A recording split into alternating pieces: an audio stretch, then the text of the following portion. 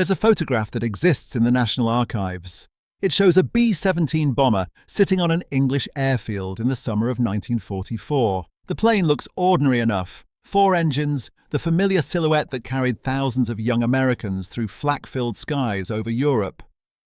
But if you look closely, you'll notice something wrong.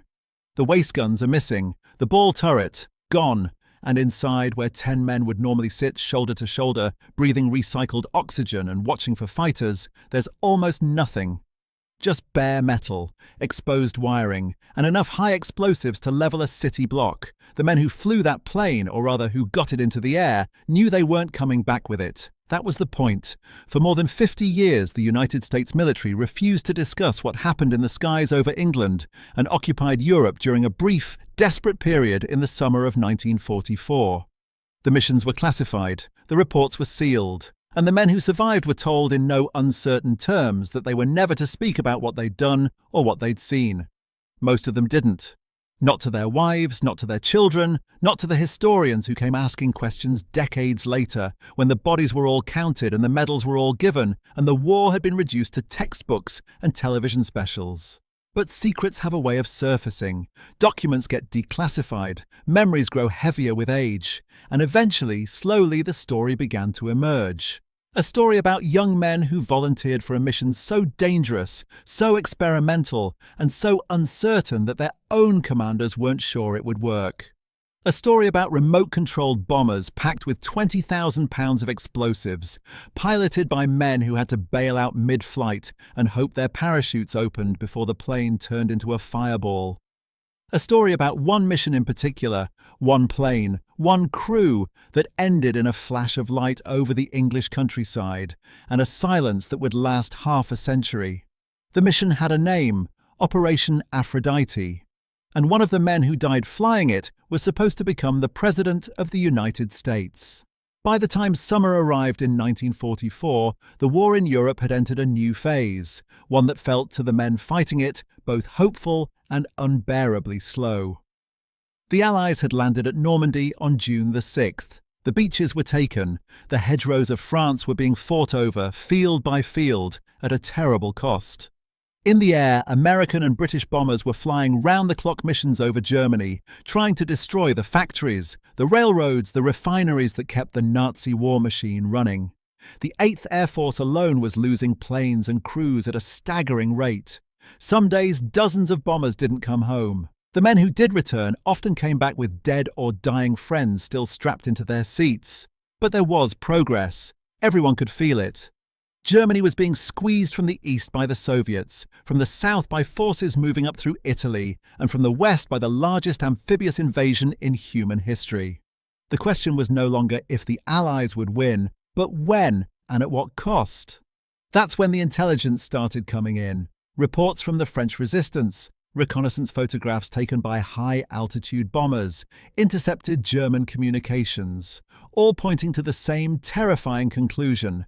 Hitler's engineers were building something new, something the Allies had no defense against. They were called V-weapons, Vergeltungswaffen, vengeance weapons. The first one, the V1, was already in use by mid-June. It was a pilotless flying bomb, essentially a small aircraft packed with explosives and launched from ramps along the French coast. The British called them buzz bombs or doodlebugs because of the sound they made, a rattling mechanical drone that cut out just before the bomb fell and detonated. Thousands of them were fired at London. They killed more than 6,000 people. They couldn't be aimed with any real precision, but they didn't need to be. A city is a big target, but the V1 was just the beginning. Intelligence reports suggested the Germans were working on something worse, the V2, a rocket that travelled faster than sound, too fast to intercept, too high to shoot down. And beyond that, there were rumours of even larger facilities, hardened bunkers built into the French countryside with walls so thick that conventional bombs couldn't touch them. Launch sites, command centres, storage depots for these new weapons. The Allied commanders were terrified. If Germany could launch enough of these rockets, they could make London uninhabitable. They could disrupt the supply lines running from England to France. They could potentially turn the tide of a war that was supposed to be nearly over. Bombing the sites hadn't worked. The 8th Air Force had tried. They'd sent wave after wave of B-17S and B-24s, dropping thousands of tons of explosives on the bunkers and the launch ramps. Some damage was done, but the reinforced concrete structures, designed by engineers who knew exactly what kind of punishment they needed to withstand, remained largely intact. The bombs just weren't big enough, or accurate enough. That's when someone suggested an idea that was either brilliant or insane, depending on who you asked. What if you didn't drop the bomb? What if you flew the bomb directly into the target? What if you turned a bomber into a missile? The men who volunteered for Operation Aphrodite were not new to war. Most of them had already completed their required combat tours, 25 missions, sometimes 30, depending on when they'd started flying.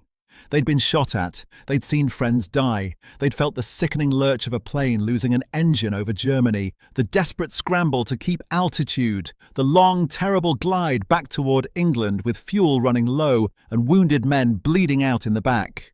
They'd done their part. They could have gone home, but they didn't. The reasons varied. Some wanted to end the war faster. Some were bored with life on the ground, restless after months of adrenaline and noise. Some believed in the mission, believed that if they could destroy even one of those concrete bunkers, they'd save lives, maybe hundreds or thousands of lives. And some, if they were honest with themselves, just wanted to fly again, wanted to feel useful, wanted to matter. The volunteers were brought to a base in England, to a corner of an airfield that had been cordoned off from the rest of the operation. Security was tight. The men weren't told much at first, just that they'd be flying a special mission, something experimental, something dangerous. They'd get a briefing when the time came. In the meantime, they waited. Waiting is what soldiers do most. Waiting for orders, waiting for weather, waiting for the war to be over. The men of Operation Aphrodite waited in Quonset huts and mess halls, playing cards, writing letters, smoking cigarettes that tasted like damp English air. They watched the regular crews take off on bombing missions and come back, or not come back. They watched the ground crews work on the old, beat-up bombers that had been pulled from active duty, planes too damaged or too worn out to fly combat missions anymore. Except now those planes were being rebuilt. The men noticed the changes. Guns removed, armor stripped out, extra fuel tanks installed, and then, carefully, deliberately, crate after crate of high explosives loaded into the fuselage. Torpex, a compound more powerful than TNT, packed into every available space until the plane was essentially a flying bomb with wings. 20,000 pounds of explosives, enough to flatten a building, enough to leave a crater the size of a house, and someone had to fly it. The plan, as it was explained in the briefings, was simple in theory and terrifying in practice. 2 men, a pilot and a co-pilot, would take off in the explosive-laden bomber.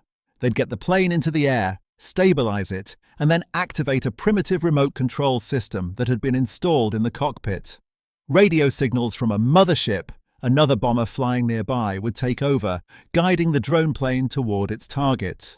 Once the controls were engaged and the plane was on course, the 2-man crew would bail out over England, parachute to safety, and watch from the ground as their plane flew itself across the English Channel and into a German bunker. That was the idea.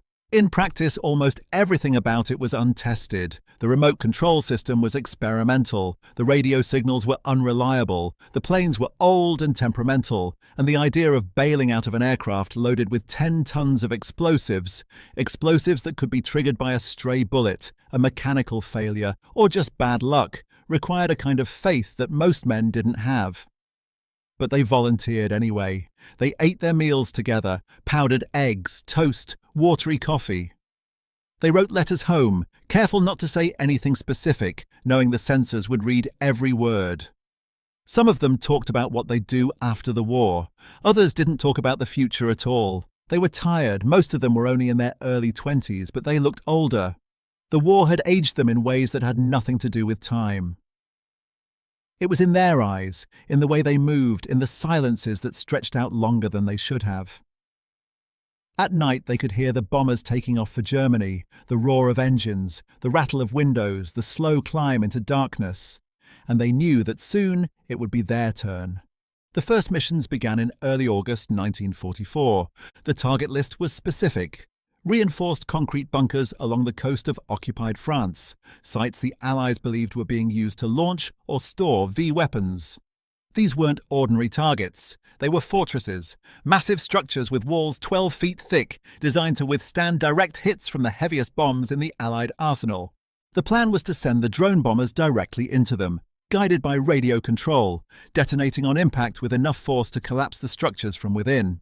On paper, it made sense. In reality, it was chaos. The first problem was the planes themselves. These were B-17s that had been through hell, combat-damaged, war-weary, patched together and stripped down. Getting them off the ground was hard enough. Keeping them in the air, fully loaded with explosives, was another matter. The planes were nose-heavy, unstable, difficult to control even with an experienced crew. The second problem was the remote control system. It had been adapted from technology developed for target drones, small, unmanned aircraft used for gunnery practice. Scaling it up to control a 4-engine bomber was a gamble. The radio signals had limited range, interference was common, and once the pilot and co-pilot bailed out, there was no way to override the controls if something went wrong. The third problem, and the most dangerous, was the bailout itself. The crew had to get the plane to a certain altitude, level it off, engage the radio controls, arm the explosives, and then jump, all while flying over England in a plane that could explode at any moment. They wore parachutes, but parachutes don't always open. And even if they did, the men had seconds to clear the aircraft before the autopilot took over and the plane began its final flight. Some of the early missions succeeded after a fashion. The planes got into the air, the crews bailed out safely, the radio-controlled bombers flew toward France guided by the crews in the motherships. A few even hit their targets, or came close enough to cause damage, but others didn't. Some of the planes crashed shortly after takeoff, exploding on impact and leaving craters in the English countryside. Some lost radio contact and flew off course, aimlessly circling over the channel until they ran out of fuel and plummeted into the sea. And some, despite everything, managed to reach their targets only to have the explosives fail to detonate, leaving 20,000 pounds of high-grade Torpex sitting in the rubble of a German bunker, waiting to be defused or destroyed. The missions were dangerous, they were experimental, and they were, by most measures, a failure, but the military kept trying. And then came August the 12th, 1944. On that day, a modified B-24 Liberator, another 4-engine bomber similar to the B-17 but larger and heavier, sat on the runway at RAF Fursfield in eastern England. The plane had been stripped down and loaded with 21,170 pounds of Torpex, more explosives than had ever been packed into a single aircraft. The mission was designated Anvil. The target was a massive bunker complex near Mimoix, France, believed to be a launch site for the V3 supergun, a terrifying weapon that could, in theory, fire shells all the way to London. The crew consisted of 2 men. The pilot was Lieutenant Joseph P. Kennedy Jr., the eldest son of Joseph P. Kennedy Sr., former U.S. ambassador to the United Kingdom, Joe Jr. Was 29 years old, a naval aviator assigned to a special unit working in coordination with the Army Air Forces. He'd already completed his required missions. He could have gone home. But he'd volunteered for Aphrodite, reportedly because he wanted to prove himself, to step out of the shadow of his younger brother Jack, who'd become a war hero after the sinking of PT-109 in the Pacific. The co-pilot was Lieutenant Wilford J. Bud Willey, an experienced radar officer. Their job was simple: take off, get the plane to 2,000 feet, engage the remote control system, arm the explosives, and bail out over the English countryside. The mothership, flying nearby, would take over and guide the drone to its target. They took off just before 6 in the evening. Everything seemed normal. The plane climbed, the radio checks came through, the mothership confirmed visual contact. Kennedy and Willey went through the arming procedures, flipping switches, checking instruments, preparing to hand control over to the remote operators. And then at 6:20 p.m., while still over England, the plane exploded. Witnesses on the ground described it as a flash of light, brighter than the sun, followed by a shockwave that shattered windows miles away. Debris rained down across the countryside. Pieces of the plane were found scattered over a 3-mile radius, twisted metal, fragments of engines, bits of fuselage embedded in the earth. There was nothing left of Kennedy or Willey. No bodies were recovered, no parachutes were found, no definitive explanation was ever given. The official report, when it was finally written, cited a premature detonation of unknown cause. It could have been an electrical malfunction, a faulty wire, a random spark, or it could have been something else: sabotage, a design flaw, a mistake made during the arming sequence. No one knew. No one ever would. The Navy asked the Kennedy family not to make the incident public. Joe Kennedy Sr., one of the most powerful men in America, agreed. The mission was classified, the details were buried, and for decades the story remained hidden, known only to a handful of officers and the families of the men who'd died. Joe Jr.'s younger brother, John F. Kennedy, would go on to become President of the United States. He never spoke publicly about his brother's death. Operation Aphrodite continued for a few more weeks after the death of Joseph Kennedy Jr., but the enthusiasm for it had died along with him. A few more missions were flown. A few more drone planes were sent toward targets in France. Some exploded prematurely. Some crashed into the sea.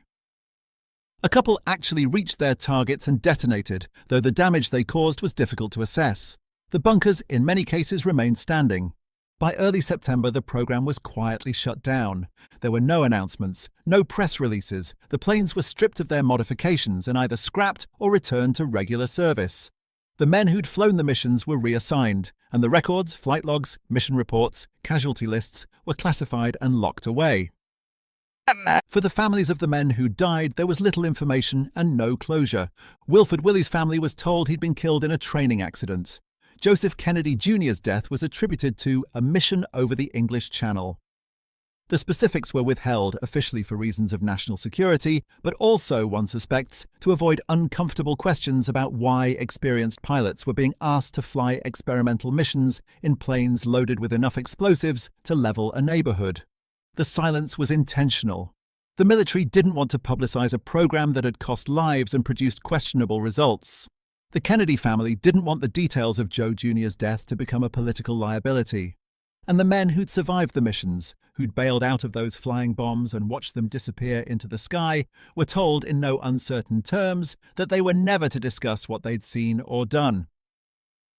Most of them honored that promise. They went home. They got jobs. They married, had children, went to church, mowed their lawns, and lived quiet lives.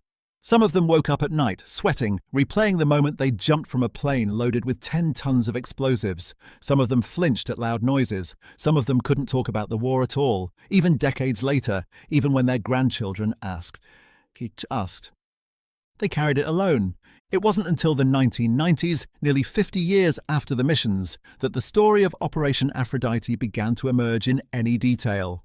Documents were declassified. Researchers started digging through archives. Veterans, now in their 70s and 80s, began to speak more openly, realizing that the promise of secrecy mattered less now that most of the people involved were dead.